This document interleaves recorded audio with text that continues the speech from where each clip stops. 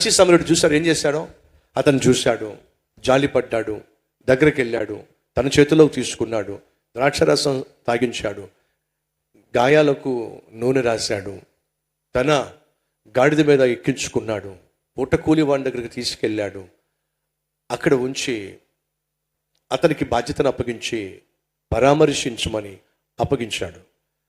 మీకేమర్థం అవుతుంది? పడి ఉన్న చోట వాడిని విడిచిపెట్టలా, లేవనెత్తాడు, తన చేతిలోకి తీసుకున్నాడు. తాను మళ్ళా కోలుకునేంత వరకు, సంపూర్ణంగా తాను చేసిన సహాయము సంపూర్తి అయ్యేంత వరకు వదిలిపెట్టలా. పూట కూలివానికి అప్పగించి ఏమన్నాడు? అప్పగించి జాగ్రత్తగా చూసుకో, నేను మళ్ళీ వస్తా.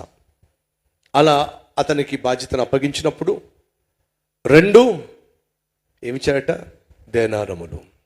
2 దేనారములు. కొంతమంది బైబిల్ పండితులు ఏమంటారో తెలుసా? ఆ పూట కూలివాడు పరిశుద్ధాత్ముడు. ఆ 2 దేనారములు 2 నిబంధనలు, పాత నిబంధన, క్రొత్త నిబంధన.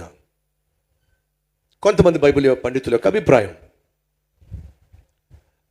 అతనికి అప్పగించి నేను మళ్ళా వస్తా అని చెప్పి వెళ్ళాడు. యేసుక్రీస్తు నేను మళ్ళా వస్తా అని చెప్పి వెళ్ళాడు. ఆయన త్వరలో మళ్ళా వచ్చేస్తాడో అనగా అతన్ని ఆదుకున్న ఆ సమరయుడు అతన్ని వదిలిపెట్టి వెళ్ళిపోలా.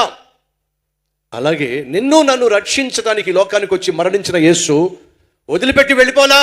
పరిశుద్ధాత్మ దేవునికి మనల్ని అప్పగించి వెళ్ళాడు.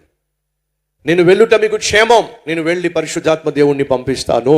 ఆయన వచ్చినప్పుడు మిమ్మల్ని ఆదరిస్తాడు, మిమ్మల్ని సరిచేస్తాడు, మిమ్మల్ని బాగు చేస్తాడు. అంతేకాకుండా తిరిగి వచ్చేసరికి మనందరినీ కూడా కలంకమైనను, మూఢతైనను, పాపపు మరకైనను లేకుండా వరుడు రాబోతున్నాడో పెళ్లి కుమార్తెగా లేక పెళ్లి కూతురుగా మనందరినీ అనగా సంఘాన్ని పరిశుద్ధాత్ముడు ఏం చేస్తున్నాడు? వివాహం కోసం సిద్ధపరుస్తున్నాడు. ఆ పూట కూలి వాడికి అప్పగించి జాగ్రత్తగా చూసుకో, నేను మళ్ళా వస్తా అని చెప్పన్నాడు. అలాగే పరిశుద్ధాత్మ దేవునికి అప్పగించి జాగ్రత్తగా చూసుకో, నేను మళ్ళా వస్తా. మీ సహోదరి సహోదరులు, ఈరోజు నువ్వు నేను ఎవరి చేతిలో ఉన్నావు తెలుసా? పరిశుద్ధాత్మ దేవుని చేతిలో ఉన్నావు. ఆయన ఏం చేస్తున్నాడో తెలుసా? మనల్ని క్రీస్తు స్వరూపములోనికి తీసుకొచ్చే ప్రయత్నంలో ఉన్నాడు. ఆయన వచ్చేసరికి మనం ఎలా ఉండాలి? కలంకమైనను డాగైనను లేకుండా ఆయన రాకడ కొరకు మనం సిద్ధంగా ఉండాలి అనేదే పరిశుద్ధాత్మ దేవుని యొక్క ఆశయం.